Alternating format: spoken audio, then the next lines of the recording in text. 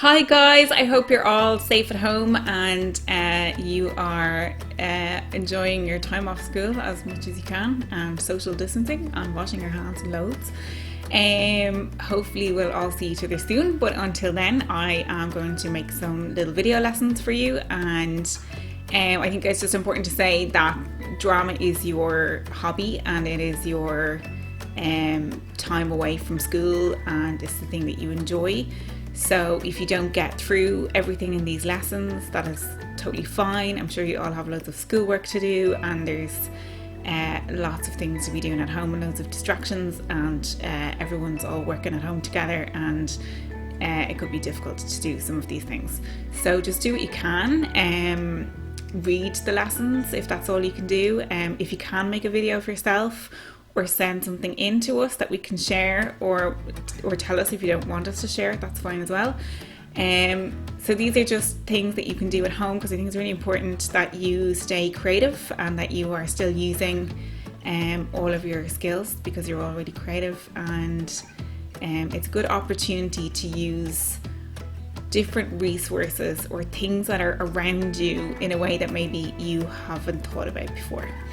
So this lesson is about a theatre practitioner, and we might explore some other theatre practitioners over the next few weeks and the different things that they can teach us. So it's an opportunity for us now to kind of do a little bit more theory, as well as some of the practical side of actually physically acting.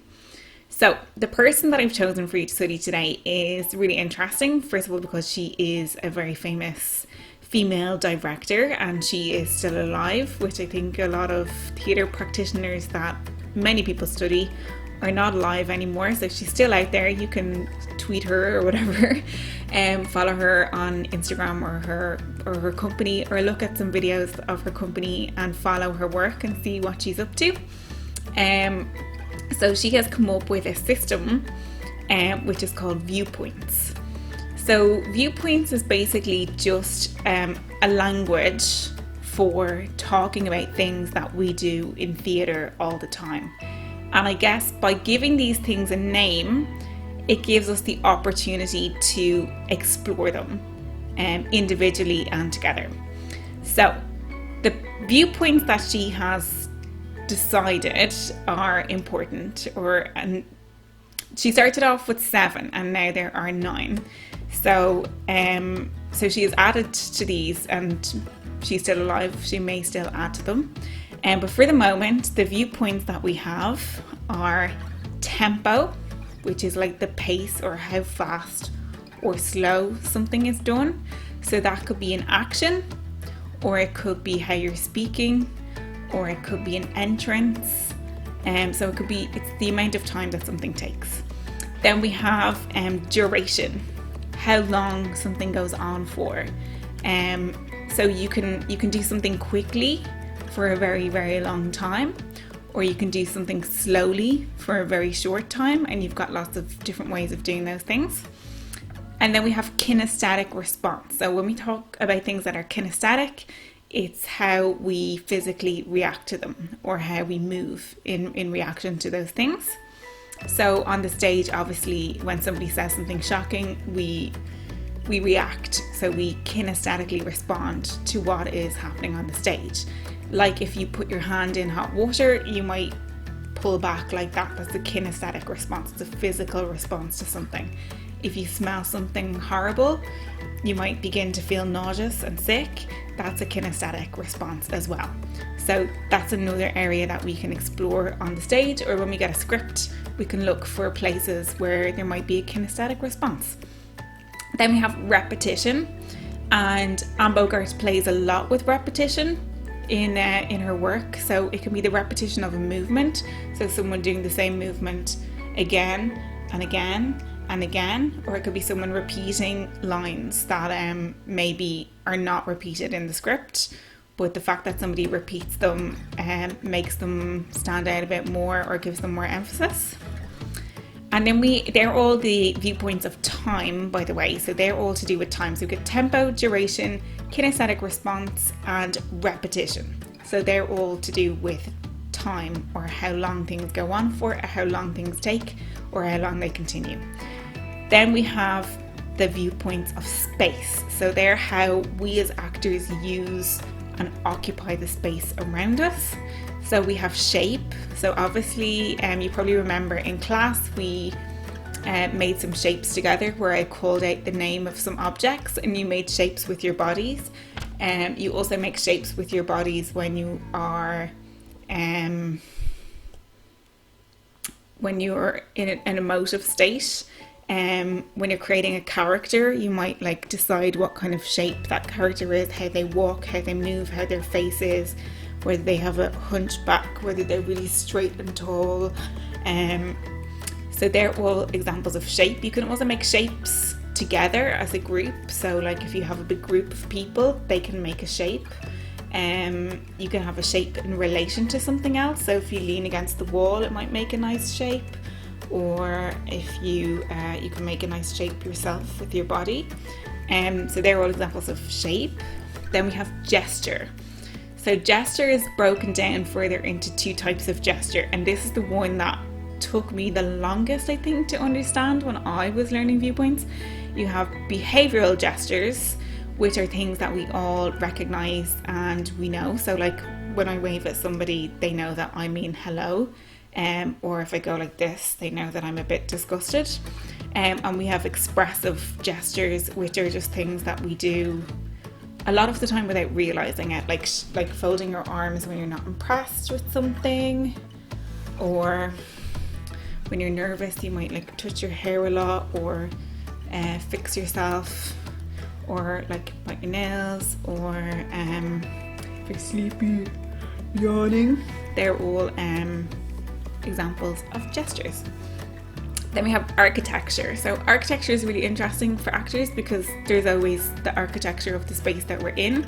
So you'll notice sometimes the room that you're in affects the way that you move, because there maybe is like a corner that is not easy to walk into, or it's dark in a certain area. And then the architecture of the stage is also decided by the people that design the set, where the entrances and exits are, if there are any, where the lights are on the stage. Like if we want to be lit, we need to stand where the lights are. So they're all things that influence our decisions as actors as well. Then we have spatial relationships. So that's like the relationship that we have with something else in the room. So that sounds really simple. So it could just be as simple as like come to the front of the stage, or look at the door because somebody's knocking on it. Or it could be more than that. So for example, if you walk into a room where somebody important is there, or there's like a throne, or there's something very valuable, you have a relationship with the object that tells the audience what that relationship is. So if I walk into a room and there's someone really important, or there's a throne, I probably wouldn't sit on it because that's not for me to sit on. So that's a spatial relationship that I have with that object. And then the last one is topography, which is basically the movement on the floor of a space or around a space. So for example, if you have, say, your kitchen in your house, okay, it might be near the back door, and people usually come in a certain way. They'll go into the kitchen, they'll go to the fridge. There's a certain movement that nearly everybody does when they go into the kitchen. So it can be funny to kind of play with that as an actor as well, in terms of their entrance. Like, does everybody in the scene come into the kitchen and make a cup of tea straight away? Or does everyone come into the kitchen and know not to sit on the chair that is the dad's chair, or stuff like that? So you can play with those things as well. So what I'm going to get you to think about this week, and if you have time and if you can record yourself doing these things, it would be really good. I've also tried to make them so they can be kind of sneaky, so you can explore them in your house if you're a bit embarrassed with your parents and everybody there all the time, that you can do them without maybe people even noticing. So the first one is to just walk through a door in your house. So every time you walk through a door, I want you to try and do it at a different tempo. So what is it like if you walk through the door really slowly? And what does it feel like if you walk through the door really quickly? or slightly faster than normal, or slightly slower than normal. So like your entrance into the room is different depending on what tempo you do it at. Then I want you to do something like if you make a cup of tea or make cereal in the morning. So every day this week, I want you to try and do it at a different tempo, or see if you can do one of those actions, like putting the cereal into the bowl. What's it like if you do it really slowly? What does it feel like if you do it really fast? What does it feel like if you do it a little bit slower than normal? So if you remember, we played a game in the class where we did like walking at a speed of 1, which was like as slow as you could go without stopping. 0 was stopping, and 10 was as fast as you could go. So think about those numbers. So like 5 is in the middle, probably a 6 or 7 is the speed that you would normally do something at. So every time that you make a cup of tea or make a bowl of cereal or do something for yourself that you do every day, try and do it just at a different speed and see how does that change how you feel about what you're doing. Or like, do people start to ask you, are you okay? Is something wrong? Just to discover what changes when you change the tempo of something. If you are able to speak or record yourself or whatever, try saying a nursery rhyme at different tempos. Something that you know really well. It could be a prayer, it could be a nursery rhyme, it could be something that you know off by heart, like a monologue or a poem. Like what happens if you change the tempo in different places? If you go fast, if you go slow, if you meet kind of medium, if you go as fast as you can go, can we still hear what you're saying? So explore that as well. And then the other thing is like to create a rhythm, and that could be really simple. It could be simple as just tapping a pen on something. So even when I'm tapping the pen, like I feel like that's something I might do if I was nervous, or if I do it slowly. That's something I might do if I was thinking about something. So see if there's something in your house that you can use to create a rhythm, and then change it and go fast or slow. And then something really small you can do even if you're in your room by yourself.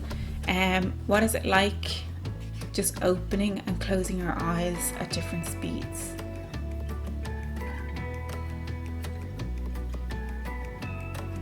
How does that change? When might you do it? What emotion do you think it feels like? Then another thing you can do is just put on or take off an item of clothing. So I've just got my sunglasses here. So like if you put them on slowly,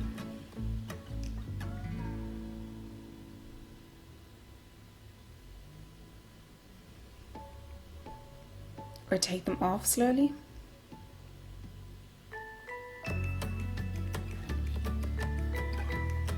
What does that look like? What does that make you think of? Or if you put them on quickly, how does that change it? So it could be something as simple as a scarf or sunglasses or a jumper or something like that as well. And then another idea is just to breathe at different tempos. So there's also a theory in neuroscience where when you start to breathe in different ways, you actually start to feel the emotion of what it's like when you naturally start to breathe that way. So if you breathe like really quickly, you start to feel your body starts to go, oh my gosh, she's panicking, there's something to panic about here. Or if you breathe really slowly,